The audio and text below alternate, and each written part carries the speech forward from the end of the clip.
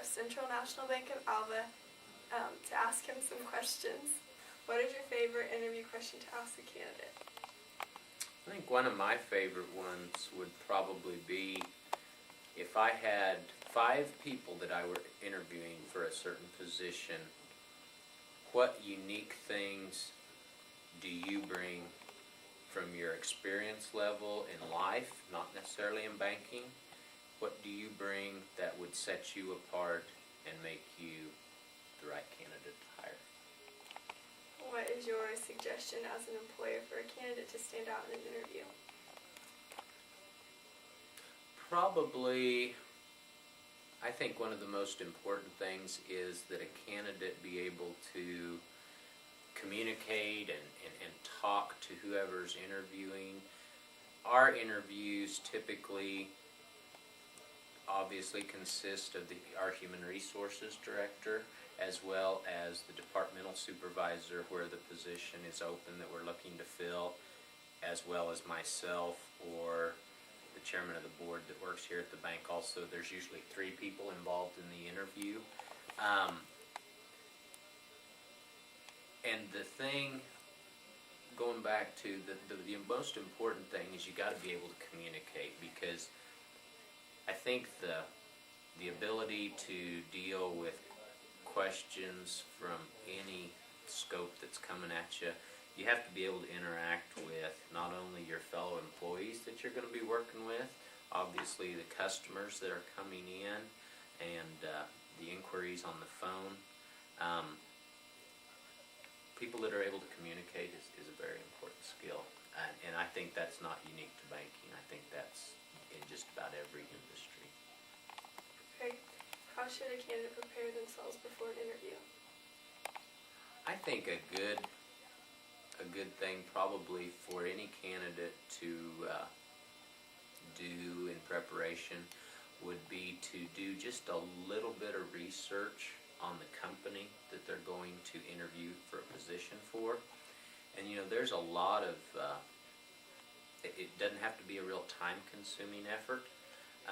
Most companies out there, certainly we do, have a lot of information out there just on their website, and I think it'd be helpful for any candidate interviewing in any position to go out and have just a little bit of knowledge of some of the fundamental history of the company that they're interviewing with, and maybe a lot of companies have who at least their officers are, or maybe in a complete employee list, and just maybe be able to glance through and see who the employees are, and you may know some that you weren't even aware maybe worked there or you have an affiliation for. But I think it's refreshing for anybody that's interviewing when a candidate walks in and they have at least a little bit of background knowledge of the company. And that doesn't mean that the candidate has to pretend to be an expert on the organization, but just having a little knowledge on him, I think, really is kind of a breath of fresh air for most people that are interviewing. How can a candidate stand out in an interview? I think that kind of relates to the previous question of just being prepared for the interview. You don't have to be, if you're coming to interview for a job at a bank, you don't have to be an expert on banking.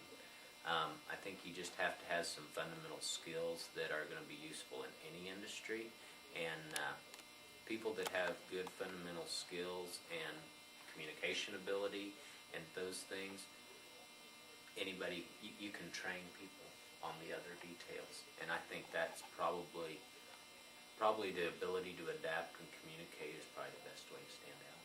Okay. How long should a candidate wait until they contact the employer after an interview? We always try to have a specified timeline. Sometimes when we're conducting interviews, we may have made a determination we're going to interview 4 people for a position, and I just throw that out at random. We always try to tell whoever we've interviewed at the end of the interview we try to tell them what kind of timeline we're on, because they may be the first candidate that we've interviewed, and we may know we've got 3 more to do. And just from talking to the other 3, we may know that it's going to be 2 weeks before we can get the schedules to work out so we can interview everybody. We try to set a timeline of, you will hear from us by, and we try to set a specific date.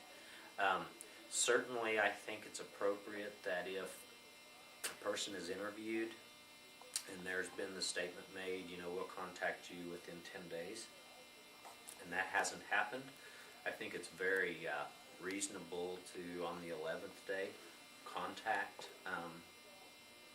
who you've interviewed with and just ask what the status of the position is, and if they had any more questions that they could answer on behalf of that. That's a very good practice.